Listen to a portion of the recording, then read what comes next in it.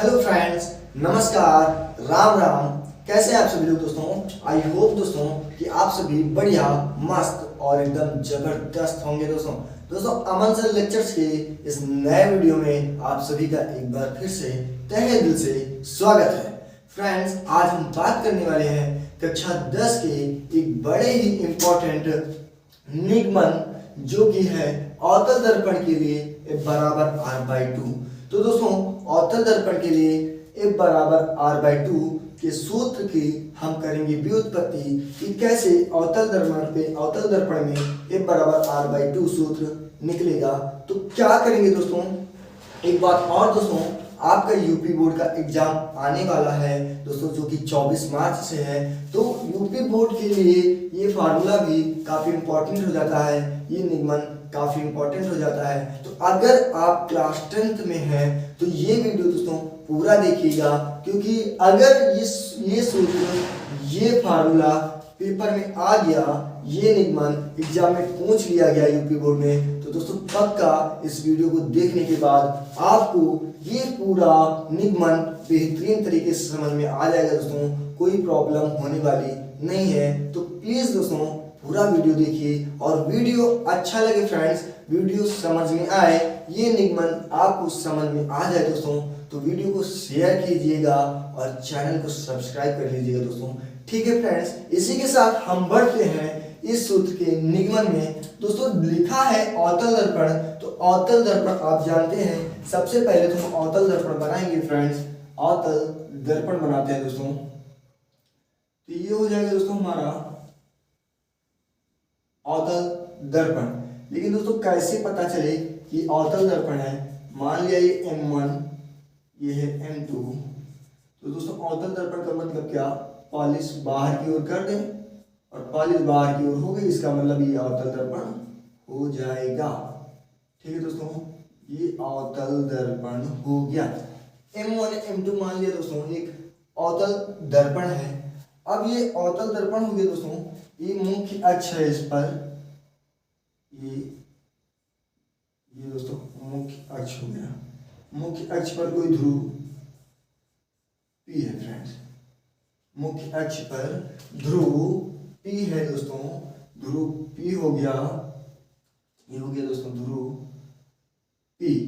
अब ध्रुव P हो गया दोस्तों, तो इसमें क्या होता है, ध्रुव P के समांतर एक प्रकाश किरण निकलेगी। समांतर जाने मतलब दोस्तों जैसे ध्रुव P गई वैसे किरण ऐसे इसी प्रकार जाएगी। तो एक किरण इसके समांतर गई दोस्तों, कि इस प्रकार जाती है ऐसे, ये दोस्तों इसके समांतर। वो किरण माना दोस्तों बिंदु A से निकली और बिंदु B पर टकराई।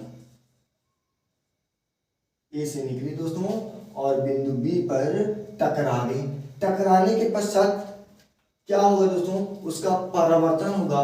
कोई भी किरण जब किसी दर्पण से टकराएगी तो टकराने के पश्चात उसका परावर्तन होता है दोस्तों। अब इस किरण का भी परावर्तन होगा, और उससे पहले देखिए अगर ये ध्रुवीय है दोस्तों, ये फोकस F हो जाएगा, इसे हम लोग फोकस F कहते हैं फ्रेंड्स, फोकस F। और यहाँ पर दोस्तों केंद्र C होता है, ये हो जाएगा केंद्र C। और जैसे ही उसका परावर्तन होगा दोस्तों, ये ऐसे गई, समांतर गई, ये प्रकाश किरण इस प्रकार गई दोस्तों मुख्य अक्ष के समांतर, और जैसे टकराई उसका परावर्तन हो जाएगा दोस्तों, और परावर्तित होने के पश्चात वो फोकस F से होकर निकल जाएगी। कहाँ से चली जाएगी दोस्तों, फोकस F से होकर निकल जाएगी ये किरण। अब ये किरण दोस्तों फोकस F से निकल गई। अब ये जो किरण निकल गई, तो निकलने वाली किरण का मतलब क्या हो दोस्तों, ये जो किरण चली गई, जो किरण टकरा कर चली जाती है दोस्तों, परावर्तित हो जाती है, वो परावर्तित किरण कहलाती है। अब ये दोस्तों परावर्तित किरण बन गई। अभी तक ये आपतित थी और ये परावर्तित बन गई, और हम लोग जानते हैं जिस बिंदु पर टकराती है वो बिंदु कहलाता है आपतन बिंदु, और आपतन बिंदु पर एक अभिलंब खींचा जाता है दोस्तों। तो यहाँ पर हम एक अभिलंब ले लेंगे फ्रेंड्स, यहाँ पर एक अभिलंब ले लेंगे। अब अभिलंब हम जब लेंगे दोस्तों, तो अभिलंब क्या होता है, लगेगा कि कहीं केंद्र C आया हो, फिर केंद्र C पर मिला देते हैं दोस्तों। अभिलंब जाके केंद्र C पर मिल जाता है। अब देखिएगा फ्रेंड्स, अभिलंब जब यहाँ पर मिल गया तो ये आपतित किरण और ये अभिलंब, आपतित किरण और अभिलंब के मध्य बना कोण आपतन कोण कहलाता है दोस्तों, जो कि आई होता है। और दोस्तों ये परावर्तित किरण थी, तो परावर्तित किरण और अभिलंब के मध्य दोस्तों मतलब कि ये वाला कोण बना कोण परावर्तन कोण कहलाता है दोस्तों, जो कि आर होता है, जो कि दोस्तों आर होता है। अब ये दोनों दोस्तों कोण क्या हो जाएंगे, आपस में बराबर होते हैं। पहली बात हम इसे यहां पर लिख लेते हैं, तो कोण यहां कोण ए बी सी, दोस्तों कोण ए बी सी, ए बी सी ये बराबर हो जाएगा दोस्तों। देखिएगा ए बी सी मतलब कि दोस्तों ये वाले कोण की बात हो रही, इस कोण की बात हो रही, ये बराबर हो जाएगा दोस्तों। किसके बराबर हो जाएगा, ये कोण किसके बराबर हो जाएगा दोस्तों, ये कोण सी बी एफ के बराबर हो जाएगा, मतलब कि इस कोण के बराबर हो जाएगा दोस्तों, सी बी एफ। क्यों बराबर हो जाएगा दोस्तों, ये कोण क्यों बराबर हो जाएगा, ये कोण इसलिए बराबर हो जाएगा दोस्तों क्योंकि ये आपतन कोण है और ये वाला परावर्तन कोण है, और आपतन कोण तथा परावर्तन कोण सदैव भी बराबर होते हैं। ये हम कह सकते हैं परावर्तन नियमानुसार, परावर्तन नियमानुसार, परावर्तन नियम से, इसे हम दोस्तों कह सकते हैं परावर्तन नियम से। परावर्तन नियम से हम बोल सकते हैं दोस्तों कि ए बी सी बराबर हो जाएगा कोण सी बी एफ के। अब देखिए फ्रेंड्स, ए बी सी जब सी बी एफ के बराबर हो गया, एक चीज आपको और दिख रही होगी, ऐसे देखिएगा, एक किरण इस प्रकार गई, एक किरण ऐसे निकली दोस्तों, और ये एक किरण ऐसे जो कि अभिलंब का काम कर रही है दोस्तों। यहाँ पे ए बी ऐसी किरण गई थी, ए बी, और ये दोस्तों यहाँ पर सी था। अब देखिए ये दोनों कोण, ये कोण दोस्तों और ये वाला कोण, ये दोनों कोण दोस्तों कहे जाते हैं संगत कोण। कौन से कोण फ्रेंड्स, संगत कोण। और संगत कोण सदैव बराबर होते हैं, संगत कोण सदैव बराबर होते हैं। तो इसका क्या मतलब निकल रहा है दोस्तों, ए बी सी कोण दोस्तों, कोण ए बी सी ये बराबर हो जाएगा किसके दोस्तों, बी सी, और ये दोस्तों इसे कहते हैं एफ, ये नाम है इसका एफ। तो बी सी एफ मतलब इस कोण के बराबर हो जाएगा दोस्तों, बी सी एफ के बराबर हो गया। इसे क्या नाम दिया दोस्तों, इसे नाम दिया समीकरण 2। कैसे मिला समीकरण 2 दोस्तों, संगत कोण से, संगत कोण आपस में बराबर होते हैं। ये हो गया दोस्तों संगत कोण। कौन से कोण दोस्तों, संगत कोण हो गया। अब ये दोनों कोण दोस्तों निकल आए। अब हमसे प्राप्त हो गया, हमें प्राप्त हुआ समीकरण 1 तथा समीकरण 2।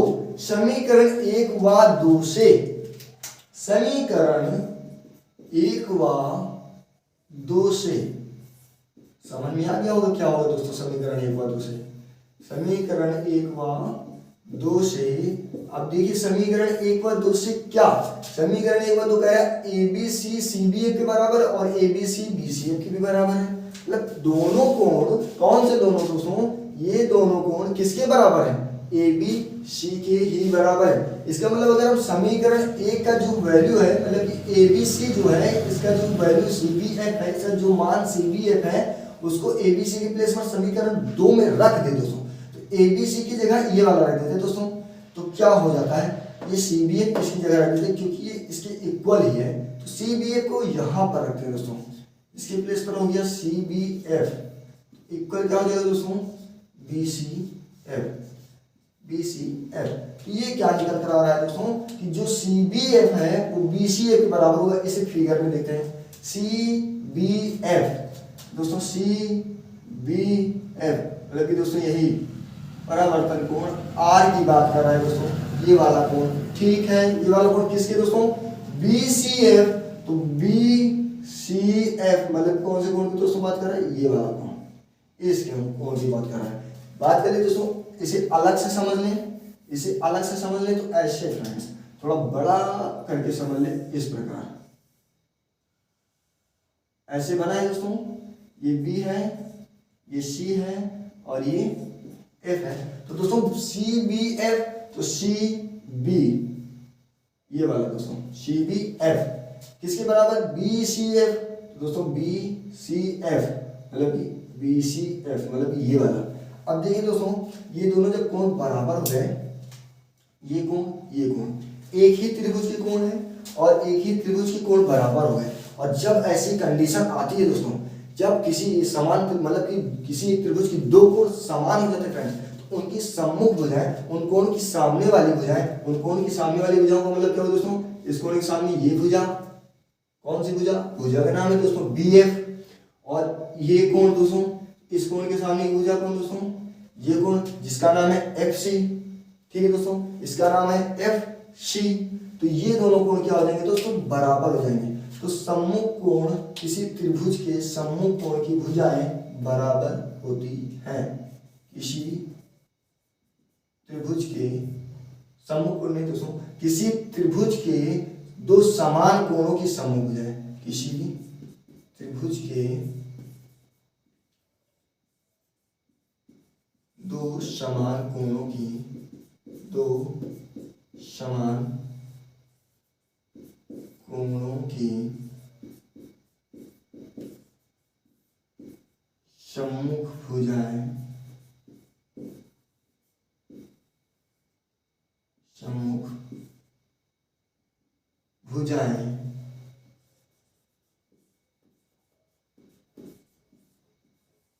बराबर होती हैं, बराबर होती हैं। अब देखिए दोस्तों, अगर इनकी ये कोण और ये कोण इस त्रिभुज के बराबर है, तो इसके सामने वाली भुजा दोस्तों बी एफ वो बराबर हो जाएगी इस त्रिभुज, इस कोण के सामने वाली भुजा एफ सी के, या फिर जिसे हम लोग सी एफ बोल सकते हैं दोस्तों, एफ सी या फिर सी एफ, इसके बराबर हो गई दोस्तों। अब ये दोनों भुजाएं हो गई बराबर। अब क्या करेंगे, एक बात और क्या करेंगे, देखेंगे दर्पण। ये दर्पण है दोस्तों, अगर दर्पण का द्वारक छोटा हुआ तो, दर्पण है दोस्तों और दर्पण का द्वारक छोटा हुआ तो, अब दर्पण का द्वारक देखिए जैसे जैसे छोटा हो रहा है दोस्तों, तो ये बिंदु इस बिंदु के एकदम करीब आ जाएगा फ्रेंड्स, एकदम पास में आ जाएगा। कैसे, अगर दर्पण का द्वारक छोटा हुआ दोस्तों, तो जो बिंदु B है वो P के बहुत ही पास आ जाएगा। जैसे कि दोस्तों ये B है, ये P है, तो ये P और B बहुत ही नजदीक आ जाएंगे दोस्तों, बहुत ही पास आ जाएंगे। ठीक है दोस्तों, दर्पण का द्वारक छोटा होने पर नहीं लिखते दोस्तों, ऐसे समझ लेते हैं कि दर्पण का जो द्वारक है अगर वो छोटा हुआ तो B क्या होगा दोस्तों, P के बहुत नजदीक आ जाएगा। जो B है दोस्तों वो P के बहुत नजदीक आ जाएगा। तो उस स्थिति में दोस्तों जो BF है, जो B से F की दूरी होगी दोस्तों ऐसे, तो जो दोस्तों B से F की दूरी, ये जो B से F की दूरी होगी, B से F की दूरी जो होगी दोस्तों लगभग P से F की दूरी के बराबर हो जाएगी।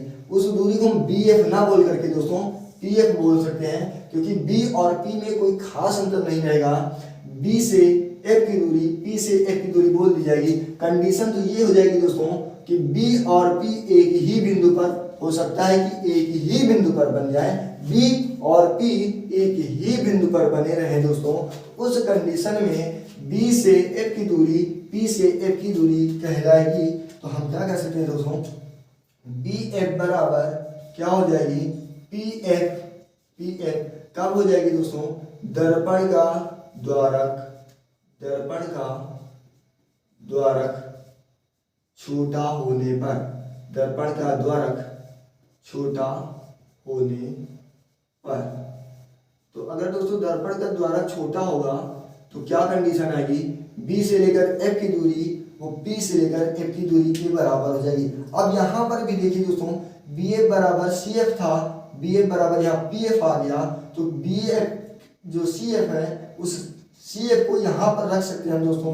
अतः हम कह सकते हैं कि CF बराबर दोस्तों, CF यहाँ पर रखिए, ये BF था CF के बराबर, तो बी एफ की जगह हम सी एफ रख सकते हैं दोस्तों। सी एफ बराबर आ गया हमारा पी एफ के। अब इसे बंद कर लेते हैं दोस्तों पैकेट में, डिब्बे में, क्योंकि काम आने वाला हमारे लिए इंपॉर्टेंट है दोस्तों। इसे बैग्स लिखा है, ठीक है दोस्तों, डिब्बे में बंद कर लिया, कहीं भाग करना चला जाए क्योंकि अभी काम देगा, भाग नहीं ना पाए दोस्तों, इसे पकड़ कर रखना है। अब देखिए दोस्तों, हम चल रहे हैं दूरी नापने, ध्रुव पी से केंद्र की दूरी नापते हैं। तो ध्रुव पी से केंद्र की दूरी अगर नापते हैं तो पी से सी आना पड़ेगा। ध्रुव पी से केंद्र की दूरी नापते हैं दोस्तों, तो पी से सी आना पड़ेगा।